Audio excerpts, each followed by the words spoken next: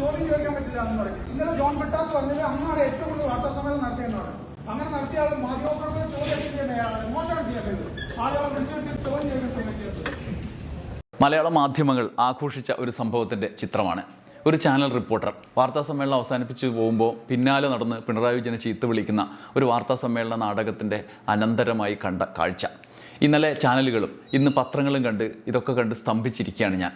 എൻ്റെ ചോദ്യത്തിന് ഉത്തരമില്ലേ എന്നും പറഞ്ഞാണ് പ്രസ് മീറ്റ് നിർത്തി എണീറ്റു എന്ന് ഉറപ്പുവരുത്തി ഒരു മാധ്യമപ്രവർത്തകൻ പിന്നാലെ നടന്ന് മുഖ്യമന്ത്രിക്കെതിരെ ബഹളം വെച്ചത്. അത് ഏറ്റെടുത്ത് ആഘോഷിച്ച മാധ്യമങ്ങളുടെ കൂടി നിലപാട് കണ്ടപ്പോൾ ഞാൻ വിചാരിച്ചു, 3/4 മണിക്കൂറോളം വാർത്താ സമ്മേളനത്തിൽ മുഖ്യമന്ത്രിയോട് ചോദിച്ചതും പറഞ്ഞതുമൊക്കെ നിറച്ചും വാർത്തയാക്കാനായിരിക്കും പരിപാടിയെന്ന്. ഇനി ഇത് പോരാഞ്ഞ് ഇനിയും വിവരങ്ങൾ കിട്ടാൻ വേണ്ടിയിട്ട് ചോദിക്കാനായിരിക്കുന്നു. എന്താ കഥ? ഇന്നലത്തെ പോലെ ഇന്നും ഞാൻ പത്രം വായിച്ചു. ഇന്നലെ സംഭവം ഉണ്ടായതിനു ശേഷം ചാനലുകളും വെച്ച് നോക്കിയതാണ് കേട്ടോ. മുഖ്യമന്ത്രി എന്താ പറഞ്ഞത് എന്നറിയാൻ ചാനൽ മാറ്റി മാറ്റി നോക്കിയിട്ടും ഒരു മാർഗവും കാര്യമായിട്ടൊന്നും എൻ്റെ മുമ്പിൽ തെളിഞ്ഞില്ല. അപ്പം ഞാൻ വിചാരിച്ചു, എന്നാൽ പിന്നെ ഇന്ന് പത്രം വരുമ്പം മനോരമയിൽ നിറച്ചും കൊടുക്കുന്നു. മുഖ്യമന്ത്രി 40 മിനിറ്റ് 3/4 മണിക്കൂറോളം ഉണ്ടായിരുന്നതാണ് പ്രസ് മീറ്റിൻ്റെ വീഡിയോ ഫേസ്ബുക്കിൽ കാണുമ്പോൾ മനസ്സിലാവുക. അതിലെ പ്രധാനപ്പെട്ട പോയിന്റ്, അതായത് കേരളം ഇന്ന് ചർച്ച ചെയ്യുന്ന ദേശീയ തലത്തിൽ നരേന്ദ്രമോദി വരെ വന്ന് ഇവിടെ പറഞ്ഞിട്ട് പോയ കാര്യങ്ങൾക്കുള്ള മറുപടി അടക്കം പറഞ്ഞ് നടത്തിയ വാർത്താ സമ്മേളനത്തിലെ ആ വാർത്തകൾ ഉണ്ടാകുന്നത്.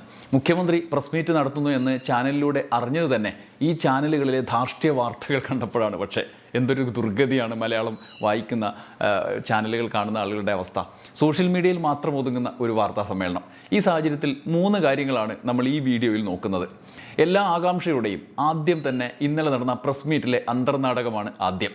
3/4 മണിക്കൂർ വാർത്താ സമ്മേളനം കഴിഞ്ഞ് എണീറ്റ് പോകുമ്പോൾ പിണറായി വിജയൻ ഒരു മാധ്യമപ്രവർത്തകരിൽ നിന്ന് നേരിട്ട ഒരു അനുഭവം. ഒരുപക്ഷെ കേരളത്തിലെ ഏറ്റവും പ്രാദേശികമായ ഒരു നേതാവിനോട് പോലും ഒരു മനുഷ്യൻ മറ്റൊരു മനുഷ്യനോട് പോലും ഒരു മാധ്യമപ്രവർത്തകനും ചെയ്യാൻ പാടില്ലാത്തത് എന്ന് നമുക്ക് പറയാൻ പറ്റുന്ന ഒരു കാര്യം.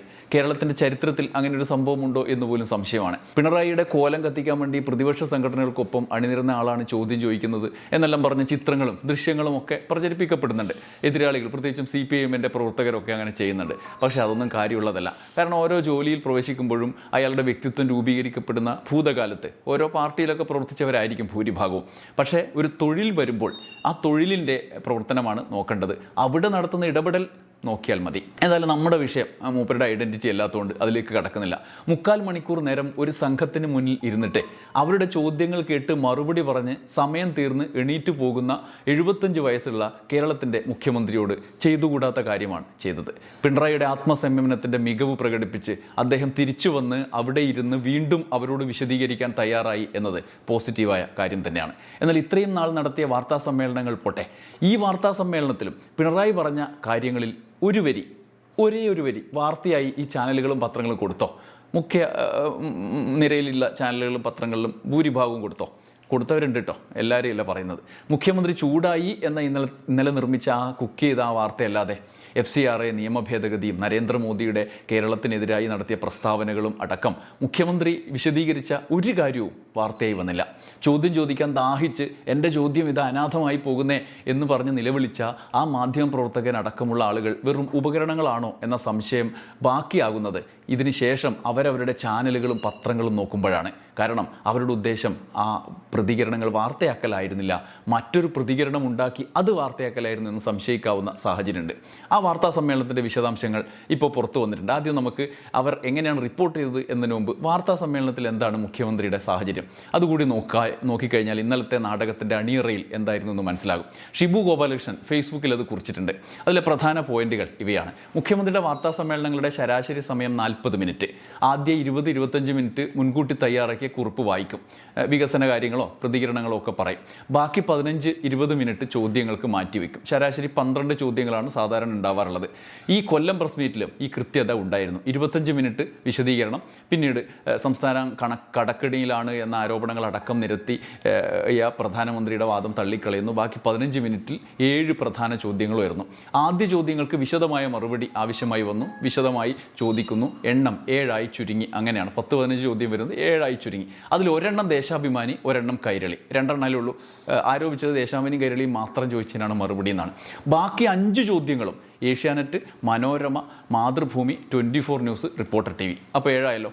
എല്ലാ ചാനലുകളും, മുഖ്യധാരയിലെ ചാനലുകളും ചോദിച്ചിട്ടുണ്ട്. ഈ റിപ്പോർട്ടർ ടി.വിൻ്റെ ആളാണെന്ന് തോന്നുന്നു അവിടെ ബഹളം വെച്ചത്. അയാൾക്കും അയാളുടെ ചാനലിനും അവസരമുണ്ട്. കഴിഞ്ഞ 10 വർഷത്തിനിടയിൽ 700-ലധികം തവണയാണ് പിണറായി പത്രസമ്മേളനം ഇതുവരെ നടത്തിയത്. അതുകൂടാതെ അപ്പപ്പുള്ള ബൈറ്റുകൾ വേറെ. അതായത് മാസത്തിൽ ശരാശരി 6 തവണ മാധ്യമപ്രവർത്തകരുടെ ചോദ്യങ്ങളെ അദ്ദേഹം അഭിമുഖീകരിച്ചു. ഒരുപക്ഷെ അതിന് സമയക്ലിപ്തത ഉണ്ടായിട്ടുണ്ടാവും, 3/4 മണിക്കൂർ 1 മണിക്കൂർ എന്നൊക്കെ പറഞ്ഞിട്ട്. അത് കഴിയുമ്പോൾ നിർത്തും. ഇതാണ് വാർത്താ സമ്മേളനത്തിൻ്റെ കാര്യം. ഇനി രണ്ടാമത്തേത് ഇന്നത്തെ പത്രമാണ്. ഇന്നത്തെ പത്രം നിറച്ചും നൽകിയ മുഖ്യമന്ത്രിയുടെ പ്രതികരണത്തിൻ്റെ വാർത്തകൾ എന്തായിരിക്കും എന്നാണ്. ഞാൻ നേരത്തെ തുടക്കത്തിൽ പറഞ്ഞ പോലെ ആ പ്രതികരണം, മുഖ്യമന്ത്രിയോട് നടത്തിയ ആ പ്രതികരണം നിഷ്കളങ്കമായ പ്രതികരണമല്ല എന്ന് ഉറപ്പുവരുത്തുന്നത് ഇന്നത്തെ പത്രങ്ങളായിരിക്കും, അല്ലെങ്കിൽ അതിനുശേഷം അവരവരുടെ ചാനലുകളിലൂടെ വന്ന വാർത്തകളായിരിക്കും. കാരണം അത് വാർത്ത നൽകാൻ വേണ്ടിയുള്ള, അല്ലെങ്കിൽ നമ്മുടെ വാർത്തയ്ക്കുള്ള പ്രതികരണം കിട്ടുന്നില്ല എന്നുള്ള കേവലമായ ആശങ്കയായിരുന്നില്ല, പുതിയൊരു വാർത്ത സൃഷ്ടിക്കാനുള്ള ഗൂഢമായ ആശങ്കയായിരുന്നു എന്ന് വ്യക്തമാക്കും ഇന്നത്തെ പത്രം നോക്കിയാൽ. നമുക്ക് മനോരമയാണ് ആഘോഷപൂർവ്വം കൊടുത്ത ഒരു പത്രം. മനോരമ ഇന്ന് നൽകിയ വാർത്തകൾ, മുഖ്യമന്ത്രിയുടെ ഈ പ്രതികരണം, അതിൻ്റെ അടിസ്ഥാനത്തിൽ നൽകിയ വാർത്തകൾ എന്തൊക്കെയാണെന്ന് നോക്കിയാലോ. മനോരമയിലെ 10 വാർത്ത ഞാൻ ആദ്യം വായിക്കാം. 1, രാഹുലിൻ്റെ ചോദ്യം, സ്വർണം കട്ടത് ആരപ്പ. ഇന്നലെ മോദിയുടെ കൊടുത്തതുപോലെ ഭയങ്കര പ്രാധാന്യത്തിൽ 1-ാം പേജിൽ വലിയ വലിപ്പത്തിൽ. 2, അതുകൂടാതെ പൂർവിളി എന്ന് 3/4 പേജ് സെൻട്രൽ സ്പ്രെഡ് നിറച്ചുമാണ് രാഹുൽ ഗാന്ധിയുടെ പൂർവിളി. 3, ഉമ്മൻചാണ്ടിയുടെ ഓർമ്മകളിലൂടെ എന്ന് പറഞ്ഞ് വേറൊരു സൈഡ് സ്റ്റോറി, അതും രാഹുൽ ഗാന്ധി CPM-നെതിരായ ചീത്തവിളിക്കലാണ്. 4, ശബരിമലയിലും ഡീൽ, അത് അവരുടെ സ്വന്തം ശബരിമല സ്വർണ്ണക്കൊള്ളയിലും ഡീലുണ്ടായി എന്ന് മനോരമയുടെ പ്രഖ്യാപനമാണ്. 5, ഇതൊന്നും പോരാഞ്ഞൊരു വാർത്തയാണ്, സ്വർണ്ണക്കൊള്ള മുതൽ റബ്ബർ വില വരെ ചർച്ചയാക്കി രാഹുലിൻ്റെ പര്യടനം എന്ന്. അതായത് രാഹുൽ പറഞ്ഞ ഓരോന്നും വാർത്തയാക്കി, അതൊന്നും ചർച്ചയാക്കണമെന്ന് നിങ്ങൾക്ക് തോന്നുന്നില്ലെങ്കിൽ ചർച്ചയായി എന്ന് പ്രഖ്യാപിക്കുന്ന ഒരു വാർത്ത. 6, തെളിവ് പുറത്തുവിട്ട് കുഞ്ഞിഷ്ണൻ, പയ്യന്നൂരിലെ UDF സ്ഥാനാർത്ഥി CPM-നെതിരെ തെളിവ് പുറത്തുവിട്ടത്. 7, കണക്ക് നോക്കി കണ്ണൂർ എന്ന എഡിറ്റ് പേജിലെ അരപ്പേജ് ലേഖനം, വിശകലനമാണ്. കണ്ണൂരിൽ CPM-ന് ക്ഷീണമാണ്, LDF തോക്കും എന്ന് പറയുന്ന ഒരു ലേഖനം. 8ാമത്തേത് ഇതുപോലെ വേറൊരു വിശകലനം, കൊല്ലത്തും പോക്കാണ്, CPM-ൻ്റെ കാര്യം തോക്കും എന്ന് പറയും. കൊല്ലത്ത് ഇത്തവണ കടുപ്പമാണെന്നാണ് തലക്കെട്ട്. എന്നിട്ട് ഇതൊന്നും പോരാഞ്ഞ് ഇതിൻ്റെ റിസൾട്ടും ഉണ്ട്. മധ്യ കേരളത്തിൽ UDF-ന് നേട്ടം, LDF-ൻ്റെ കാര്യം പോക്കാണെന്ന. എന്താ സംഭവം? അവരുടെ സർവേ, ഓരോ ദിവസം ഓരോ സർവേയാണ്. 10, പിണറായി ഏറ്റവും കാപട്യമുള്ള നേതാവ് VD സതീശൻ. ഇനി ഈ പറഞ്ഞതിനെല്ലാം ഇന്നലെ റിപ്പോർട്ടർ ചീത്ത വിളിച്ച പ്രസ് മീറ്റിൽ മുഖ്യമന്ത്രി മറുപടി പറഞ്ഞിട്ടുണ്ടല്ലോ.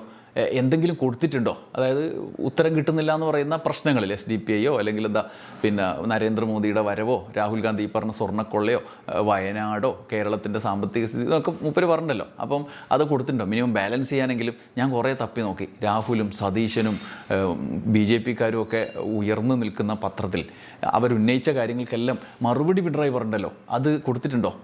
2 വാർത്ത കൊടുത്തിട്ടുണ്ട്. 1, കേരളം അവഗണിക്കപ്പെട്ടപ്പോൾ UDF MP-മാർ ഒന്നും മിണ്ടിയില്ല എന്നുള്ള പിണറായിയുടെ ഒരു വാർത്ത. നിർദോഷമാണ്, അത് ഇവർക്ക് ബുദ്ധിമുട്ടൊന്നും ഇല്ലാത്തൊരു വാർത്തയാണെന്നാണ് മനോരമയുടെ ധാരണ. 2ാമത്തെ വാർത്തയോ, ഇത് മോശമാണ് CMA, പ്രതികരിച്ച് മാധ്യമപ്രവർത്തകൻ എന്ന വാർത്തയാണ്. സതീശൻ്റെ ആരോപണം സാർത്ഥകമാണ് എന്ന് വരുത്തി തീർക്കുന്ന ഇന്നലത്തെ 1-ാം പേജ് വലിയ പിണറായി വിജയൻ്റെ ആ പ്രതികരണം. ഈ പ്രതികരണത്തിന് വേണ്ടിയായിരുന്നു ഇന്നലത്തെ ആ ബഹളം വെക്കൽ എന്നുള്ളത് വ്യക്തമാണ്. അത് കേവലമായി ഒരു വാർത്തയ്ക്ക് അല്ലെങ്കിൽ ചോദ്യത്തിന് ഉത്തരം കിട്ടാത്തതോ പ്രതികരണം കിട്ടാത്തതോ ആയതിലുള്ള ആകുലതയായിരുന്നില്ല, ഈ വാർത്ത നൽകുന്നതിന് വേണ്ടിയാണ് എന്ന് വ്യക്തമാണ്. ഇല്ലെങ്കിൽ ഇദ്ദേഹം പറഞ്ഞ ആ 3/4 മണിക്കൂർ പ്രസ് മീറ്റിലെ ഏറ്റവും വിവാദാത്മകമായ കാര്യങ്ങളിലെ പോയിന്റുകൾ വാർത്തയാക്കില്ലേ. ഇന്നലെ മോദിയെ മുൻനിർത്തി, ഇന്ന് രാഹുലിനെ മുൻനിർത്തി ഒരു പത്രം ഒരു നോട്ടീസ് പോലെ അച്ചടിക്കുമ്പോൾ അതിനകത്ത് ഉള്ള കാര്യങ്ങൾക്ക് ഊന്നൽ നൽകുന്ന, ബലം നൽകുന്ന, അതായത് രാഹുലൊക്കെ മോദിയൊക്കെ, പക്ഷേ അപ്പുറത്തെ ആളെ വില്ലനാക്കി ചിത്രീകരിക്കുന്നതിന് വേണ്ടിയുള്ള ഒരു നാടകം 2-ാം ദിവസം അവർ പ്ലാൻഡായിട്ട് നടത്തി എന്നുള്ളതാണ്. ഇല്ലെങ്കിൽ നമ്മൾ സംശയിക്കുന്നതിൻ്റെ അടിസ്ഥാനം ഇതാണ്. ഇല്ലെങ്കിൽ ഈ വാർത്തയെങ്കിലും കൊടുക്കില്ലേ എന്നുള്ളതാണ്. കേരളത്തിൽ രാഷ്ട്രീയ പ്രവർത്തനമേതാ, മാധ്യമ പ്രവർത്തനമേതാ എന്ന് ആരെങ്കിലും സംശയിച്ചാൽ കുറ്റം പറയാൻ കഴിയില്ല. എങ്ങനെയെങ്കിലും ഒന്ന് ഈ ചങ്ങായിനെ ശരിപ്പെടുത്തുക എന്നുള്ളതാണ് രാവിലെ മുതൽ ചാനലുകളും പത്രങ്ങളും പ്രധാനമായി മുന്നോട്ട് പോകുന്ന ലക്ഷ്യം.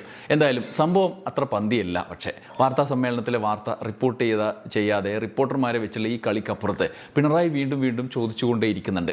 മോദിക്ക് പിന്നാലെ രാഹുലും വന്ന് കളിച്ച നാടകങ്ങളോട് പിണറായി ചോദ്യം ഉന്നയിക്കുന്നുണ്ട്.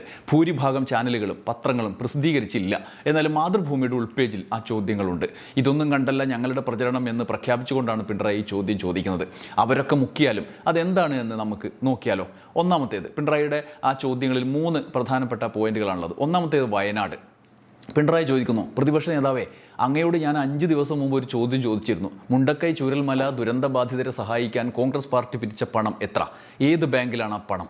മറുപടി പറയാതിരിക്കുന്നതിലൂടെ ഉരുൾപൊട്ടലിൽ മരിച്ചവരുടെ പോക്കറ്റ് തപ്പി അതിൽ നിന്ന് പണം തട്ടിയവരായി നിങ്ങൾ മാറുകയാണ്. മൃതദേഹത്തിൽ നിന്ന് പണം മോഷ്ടിക്കുന്നവരെ വിളിക്കുന്ന പേര് ആരെയും വിളിക്കരുതെന്ന് എനിക്കുണ്ട്. കോൺഗ്രസ്സുകാർക്ക് ആ വിളിപ്പേര് വീടരുത് എന്ന് എനിക്ക് മാത്രം ആഗ്രഹമുണ്ടായിട്ട് കാര്യമുണ്ടോ? ആ വിളിപ്പേര് വിളിക്കും, സ്വരാജിനെ പോലുള്ള ആളുകൾ വിളിക്കുന്നതാണ് പറയുന്നത്. വീട് പണി തുടങ്ങിയെന്നും മേപ്പാടിയിൽ പോയി പരിശോധിച്ചാൽ മാധ്യമങ്ങൾക്ക് മനസ്സിലാകുമെന്നും പ്രതിപക്ഷ നേതാവ് പറയുന്നത് കേട്ടു. നെടുമ്പറമ്പ് എന്നൊക്കെ ചില നോവലുകളിൽ പറയുന്ന പോലുള്ള സ്ഥലമാണത്. മേപ്പാടി പഞ്ചായത്ത് ഇപ്പോൾ UDF ഭരിക്കുകയാണ്. പക്ഷേ ഇവിടെ വീടുകൾ വയ്ക്കുന്നതിന് കേരള പഞ്ചായത്ത് ബിൽഡിംഗ് റൂൾസ് പ്രകാരം അനുമതി പത്രം ലഭിക്കുന്നതിനുള്ള അപേക്ഷ പോലും നൽകിയിട്ടില്ല.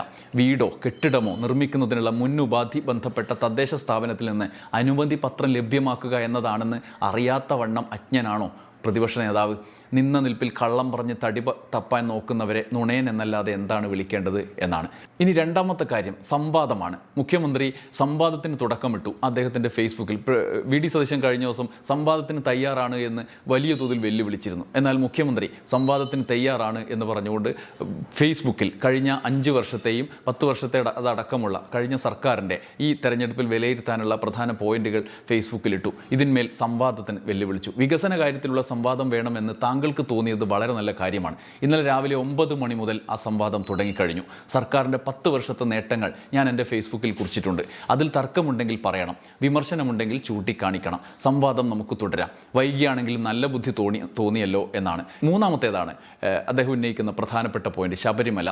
രാഹുൽ ഗാന്ധി പറഞ്ഞത് ശബരിമല സ്വർണ്ണക്കൊള്ളയിൽ ഹൈക്കോടതിയുടെ നിരീക്ഷണത്തിലാണ് അന്വേഷണം. കുറ്റം ചെയ്ത ഒരാൾ പോലും രക്ഷപ്പെടില്ല. അക്കാര്യങ്ങൾ ഹൈക്കോടതി ഉറപ്പുവരുത്തുന്നുണ്ട്. UDFിൻ്റെ കാര്യം പക്ഷേ അവിടെ തീരില്ല. SPG സുരക്ഷയുള്ള സോണിയാഗാന്ധിയുടെ വസതിയിൽ സ്വർണം കട്ടവനും വാങ്ങിയവനും ഇടനിലക്കാരനും തിരുവിതാംകൂർ ദേവസ്വം ബോർഡ് പ്രസിഡന്റും UDF കൺവീനറും പത്തനംതിട്ട MP ഒത്തുകൂടിയത് എന്തിനാണ്? ഇവരെ ഒരൊറ്റ ഫ്രെയിമിൽ കണ്ടത് സോണിയാഗാന്ധിയുടെ വീട്ടിൽ മാത്രമാണ്. സോണിയാഗാന്ധിയുടെ കൈത്തണ്ടയിൽ പോറ്റി എന്തോ ഒരു ചരട് കെട്ടുന്നത് കണ്ടു. അവർക്ക് സമ്മാനപ്പൊതി നൽകുന്നതും ചിത്രത്തിലുണ്ട്. ആരാണ് പോറ്റിയെ ജനപഥ് 10ൽ കയറ്റിയത്? സോണിയാഗാന്ധി അങ്ങനെ വഴിയെ പോകുന്നവർക്ക് കൈനീട്ടിക്കൊടുത്ത് ചരട് കെട്ടിക്കാറുണ്ടോ? പോറ്റിയെ ശബരിമലയിൽ കയറ്റിയത് നിങ്ങളുടെ ഭരണകാലത്താണ്. സോണിയയുടെ കയ്യിൽ ചരട് കെട്ടിക്കൊടുക്കാനുള്ള അവസരം ഒരുക്കിയത് UDF കൺവീനറാണ്. അത് രാഹുൽ ഗാന്ധിക്കും അറിയാമല്ലോ. എല്ലാം അറിഞ്ഞുകൊണ്ടാണ് രാഹുൽ ഗാന്ധി പത്തനംതിട്ടയിൽ നിങ്ങളെ നോക്കി ആ പാട്ട് പാടിയിട്ടുണ്ടാവുക. പ്രതിപക്ഷ നേതാവും മുന്നണി കൺവീനറും ഉൾപ്പെടെയുള്ള UDFകാരുടെ ഹൃദയം അപ്പോൾ നന്നായി മിടിച്ചു കാണും എന്നാണ് പിണറായി വിജയൻ പറയുന്നത്. യഥാർത്ഥത്തിൽ രാഹുൽ ഗാന്ധിക്കെതിരെ ഏറ്റവും കടുത്ത ആരോപണം രാഹുൽ ഗാന്ധിയുടെ വീട്ടിലാണ് കൊള്ള ചെയ്തവനും ഇടനിലക്കാരനും സാധനം വാങ്ങിയവനും കൊള്ള മുതൽ വാങ്ങിച്ച ആളുകളും ഒത്തുകൂടിയത് സോണിയാഗാന്ധിയുടെ രാഹുൽ ഗാന്ധിയുടെ അമ്മയുടെ അടുത്താണ്, അമ്മയുടെ വീട്ടിലാണ് എന്നും പിണറായി വിജയൻ പറയുകയാണ്. അത് ഗൗരവതരമായ ഒരു ആരോപണം. രാഹുൽ ഗാന്ധി ഇന്നലെ കേരളത്തിൽ വന്ന് വാങ്ങിച്ചു കൂട്ടുകയാണ് ചെയ്തിട്ടുള്ളത് എന്നുള്ള യാഥാർത്ഥ്യമുണ്ട്. എന്തായാലും പിണറായി പറയുന്നത് റിപ്പോർട്ട് ചെയ്യപ്പെടാത്ത വാർത്തകളുടെ കൂട്ടത്തിൽ ഒരു വാർത്തയായി മാറും. ഇനിയും എന്തൊക്കെ റിപ്പോർട്ട് ചെയ്യണം എന്നൊക്കെ ഇപ്പോൾ ഒരുവിധം മാധ്യമപ്രവർത്തകർക്കൊക്കെ മനസ്സിലായി തുടങ്ങിയിട്ടുണ്ട്. എന്നാലും ഈ തെരഞ്ഞെടുപ്പ് കാലത്ത് റിപ്പോർട്ടർമാർ ശ്രദ്ധിക്കേണ്ട ചില കാര്യങ്ങളുണ്ട്. അവരുടെ ഭാവിയെ കൂടി കരുതി. ഉദാഹരണത്തിന് കുറച്ച് ദിവസം മുമ്പാണ് മറ്റൊരു സംഭവം ഉണ്ടായത്. സ്ഥാനാർത്ഥിയാകാൻ LDFിൽ നിന്ന് കാലുമാറിയ ഒരു മുൻ മന്ത്രിക്ക് ഇഷ്ടമില്ലാത്ത വാർത്ത റിപ്പോർട്ട് ചെയ്തതിന് ആ റിപ്പോർട്ടറെ മുൻനിര ചാനൽ സ്ഥലം മാറ്റി. ആ സ്ഥാനാർത്ഥി വാർത്താ സമ്മേളനത്തിൽ അവരെ വെല്ലുവിളിക്കുകയും ചെയ്തതാണ്. ഞാൻ വിചാരിച്ച ഞങ്ങളെ സ്ഥലം മാറ്റുന്നത്. എന്നാൽ പിണറായിയോട് ചോദ്യം ചോദിച്ചതുപോലത്തെ സംഭവം ഉണ്ടായാൽ റിപ്പോർട്ടർമാർക്ക് സ്ഥലം മാറ്റമല്ല, പ്രൊമോഷൻ കിട്ടും എന്നതാണ് പുതിയ സ്ഥിതി. അതുകൊണ്ട് ആരോട് എപ്പോൾ എങ്ങനെയൊക്കെ ചോദിക്കണം, ആരെ ചീത്ത വിളിക്കണം, ആർക്കെതിരെ വാർത്ത കൊടുക്കണം എന്നൊക്കെയുള്ള നല്ല ബോധവും പൊക്കണവുമായി പോയാൽ മാധ്യമപ്രവർത്തകർക്ക് കഞ്ഞി കുടിച്ചു പോകാം. സൂക്ഷിച്ചാൽ ദുഃഖിക്കണ്ട എന്നതാണ് സ്ഥിതി. നന്ദി, നമസ്കാരം.